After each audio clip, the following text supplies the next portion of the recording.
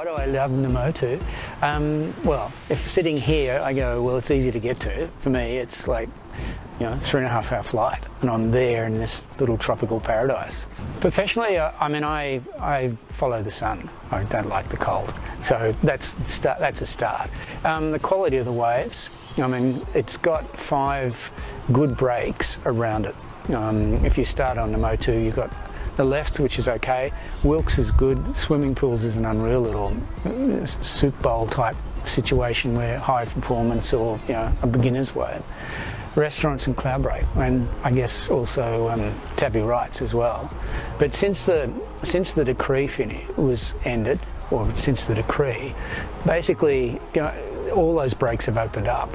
So you've got great waves and all different sort of types of waves within sort of 15-20 minute boat ride of Namotu. The average punter can have a great time because there's so many different quality waves. I've been there a lot of times where people don't even want to go to Cloudbreak because it's intimidating, and yet they can go and surf Namotu lefts, which can hold up to 8 to 10 foot in barrel, but it can also be a fun wave when it's small.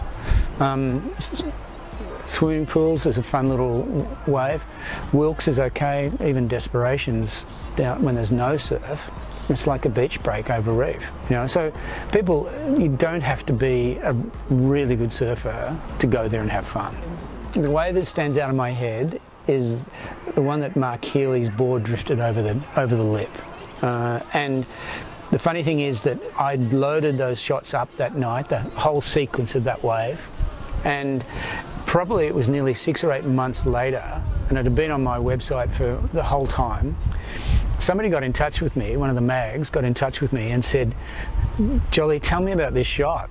And they'd sent the first shot of the sequence, and it was more radical than the shot of Mark Healy's board going up the face. It was the wave, the first frame that I'd shot as the wave came around the corner at Cloudbreak. And the face was about 50 foot, 40 to 50 foot face, and the lip was pitching out about 60 or 70 feet. So since then, I've shown it to Scotty O'Connor, who runs the island. He said in his whole time there, which is over 20 years, he's never seen waves like it. So, that's the one that stands out in my head straight up. And it was one of those building swells, dropping tide, offshore wind. It was perfect.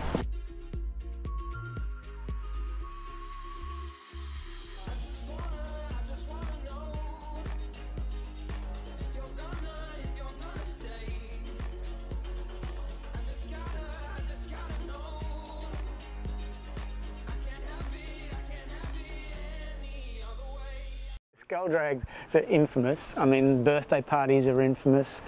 There's an episode with, who was it? Dingo Morrison and Laird Hamilton, and Laird Hamilton bailed him up. You might have to ask somebody else to explain that story. Gibbo is, if you're going to interview Gibbo, he's an instigator, and then he runs away and hides, and the whole bar is exploding, and he's not anywhere to be found. So ask him about parties.